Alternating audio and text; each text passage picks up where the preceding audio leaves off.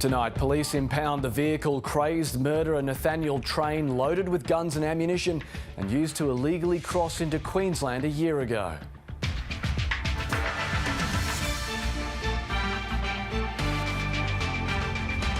The celebrations reach fever pitch after Lionel Messi cleans up for Argentina at the World Cup. Beijing bound Penny Wong to head to China, the first ministerial visit in 3 years. And warnings to holidaymakers on Gari, beware of the dingoes after a young boy was brutally attacked. Good evening, Matt Wordsworth with ABC News. Queensland's police have finally impounded the car one of the murderous Tara trio used to illegally cross the state border during COVID. It was packed with loaded guns at the time, some of which the owner, Nathaniel Train, ditched in a local creek when he got stranded in floodwaters.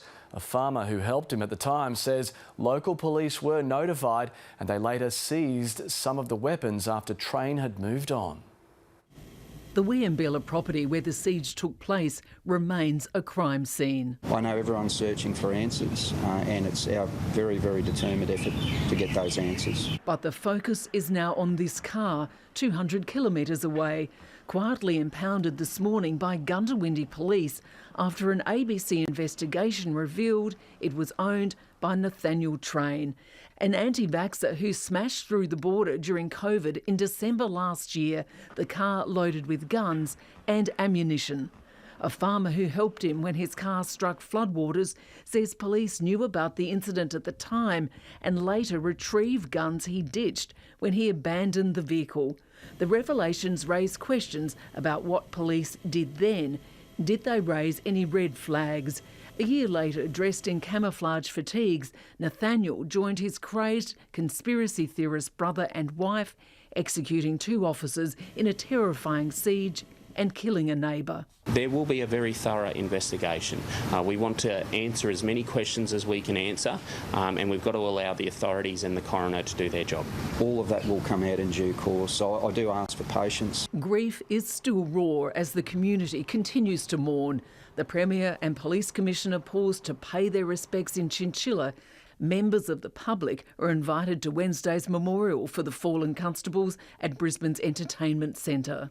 The full police honours, I think, will be a fitting tribute to 2 amazing young constables. Police are expecting at least 8,000 people. We want to recognise their sacrifice, honour their bravery and celebrate their lives. Free tickets are available. Lexi Hamilton-Smith, ABC News. And the memorial service for the fallen police officers Matthew Arnold and Rachel McCrow will be broadcast live on the ABC News channel from 9:30 a.m. on Wednesday. Argentina is celebrating its 3rd World Cup triumph after beating France in one of the most captivating finals in the history of the tournament. It was 3-3 after extra time before Lionel Messi's team won in a penalty shootout. World Cup reporter Tracy Holmes has more from Doha. Here in Australia, the party continued well into the morning for Argentinian fans. Thousands crowded into venues across the country to watch the match, and the big win kicked off street parties. In the final moments of a nail-biting penalty shootout, a collective holding of breath at packed-out pubs across the country. And then, Argentina's World Cup winning goal.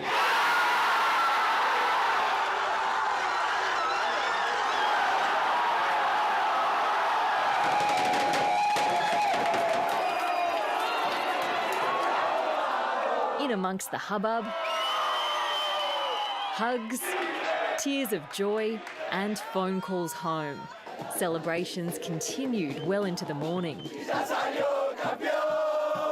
Everybody wanted to see Messi racing the cup, and we did it. I was crying. Yeah, no. I thought we weren't going to make it, but yeah, we did. I really don't have words to describe what I'm feeling. Argentinians gathered on the steps of the Opera House to bask in the glory together. Many people came from Queensland, from Northern Territory. They came here just for today to celebrate here. So happy for all the people that they are in Argentina. because that will put a smile in everyone's face. These Argentinian fans have been up all night, but sleep is the last thing on their minds. It's their country's first World Cup win since 1986. The best Christmas present any of them could have asked for. A long-awaited victory that deserves to be savoured. Ruby Cornish, ABC News, Sydney. Let's go back to Tracy Holmes in Doha after a big night of celebrations. Tracy, Qatar started off as a controversial event. What do you think its legacy will be?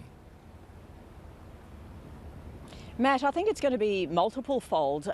Firstly, I think the hugely significant changes to labour laws and workers' rights, which was the focus for many of the 10 years leading into this World Cup, they have committed to making sure that those changes remain in place and in fact go further.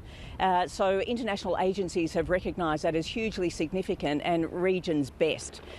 Second to that, I think the people of Qatar have shown that one of the world's smallest countries, although one of its richest, has been able to put on one of its biggest events in a really spectacular way. Everybody that has been here has remarked what an incredible World Cup it has been. And thirdly, of course, the World Cup itself, it's exposed it to a whole new region. The first World Cup in the Middle East, the first World Cup for, the heart of the Islamic world. And I think what it's shown is that you can have an event like a FIFA World Cup, which is relatively alcohol-free, and it can be a family event. There were lots of mothers, fathers and children that attended these events and gave the World Cup a face that we haven't really seen at previous World Cups, and that is something that people will remember for many years to come. Yes, and I'll certainly remember what happened on the pitch as well. Tracy Holmes, thank you so much from Doha, Qatar. While the football world is basking in the glow of a thrilling World Cup, the sport in Australia is still reeling from an ugly weekend in the A-League. 3 men have now been charged by police in the wake of Saturday night's violent pitch invasion in Melbourne. And the Melbourne Victory is also facing possible punishment over the actions of rogue fans. Tom Maddox reports. Bandaged and bruised. Obviously it's disappointing for football.